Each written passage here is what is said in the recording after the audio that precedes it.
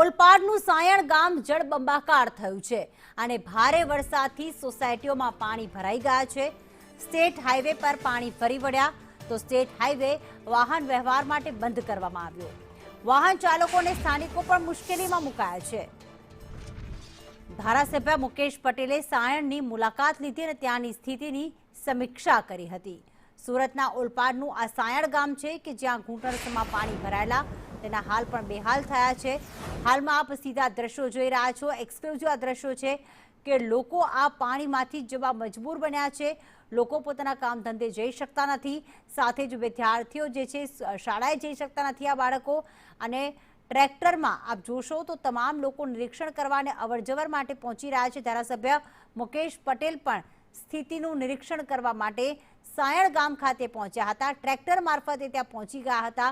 હાલમાં લોકોને જો પ્રાથમિક જરૂરિયાતની કોઈ વસ્તુ લેવી હોય તો એ પણ ટ્રેક્ટર મારફતે જ અવરજવર કરી રહ્યા છે।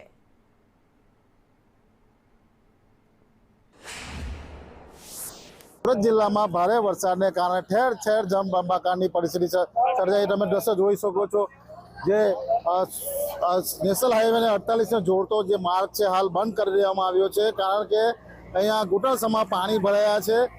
સ્ટેટ હાઈવેને જોડતો માર્ગ છે, સાયણનું જે મુખ્ય બજાર છે, આ મુખ્ય બજારમાં તમે જોઈ શકો છો ઘૂંટણસમાં પાણી ભરાઈ ગયા છે। જે ઉપરવાસમાં જે વરસાદ છે, વરસાદને લઈને લોકો હાલાકીનો સામનો કરી રહ્યા છે। ખાસ કરીને આ વિસ્તારમાં જે પાણી ભરાયું છે, સાયણની જે મોટાભાગની સોસાયટીઓમાં પાણીમાં ગરકાવ થઈ ચૂકી છે અને જે આજે હાઈવેને જોડતો સ્ટેટ હાઈવે છે ત્યાં ઘૂંટણસમાં પાણી છે। લોકો હાલાકીનો સામનો કરી રહ્યા છે। તમે જોઈ શકો છો પેલો જે બ્રિજ છે એ બ્રિજની ઉપર વાહન ચાલકો મોટી સંખ્યામાં ઉભા રહ્યા છે। લોકોનો સમય બગડી રહ્યો છે અને રસ્તો બંધ કરી દેવામાં આવ્યો છે। ખાસ કરીને જો વાત કરવામાં આવે તો ઠેર ઠેર ટ્રાફિક જામના દ્રશ્યો પર આ માર્ગ પર જોવા મળી રહ્યા છે। લોકો અહીંયાથી જીવના જોખમે અહીંયાથી પસાર થઈ રહ્યા છે।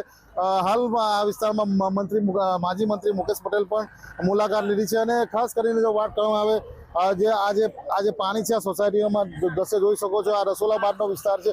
રસુલાબાદના વિસ્તારમાં હાલ ઘૂંટણસમાં મુખ્ય માર્ગ પર પાણી ભરાઈ ચૂક્યા છે।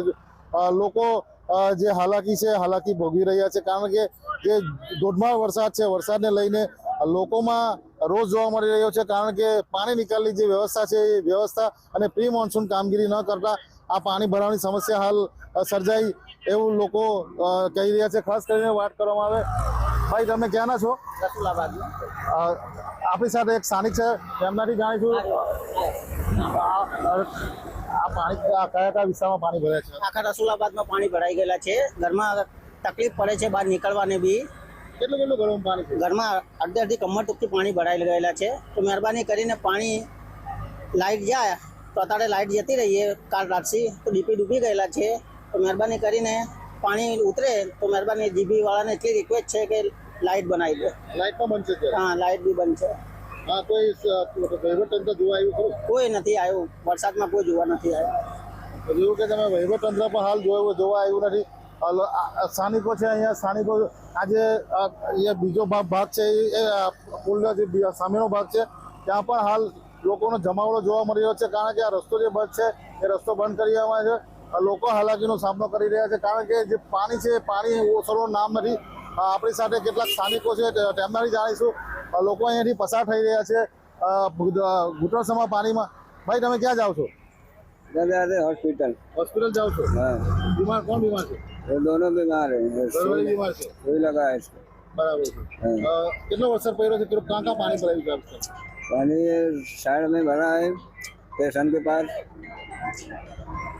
बहुत भरा है, जो आंगन से पानी है। આ ઘરવાળી બીમાર છે તમે બતાવવા જાઓ છો? हाँ, તમે જો કે લોકો પણ હાલાકીનો સામનો કરી રહ્યા છે। ઘરવાળી બીમાર છે, તેમને દવાખાને ઘૂંટણસમાં પાણીમાં લઈ જઈ રહ્યા છે। ત્યારે જે આ અનાધાર વરસાદ છે, વરસાદને લઈને લોકોનું જનજીવન પ્રભાવિત થયું છે। નિલેશ પટેલ, સંદેશ।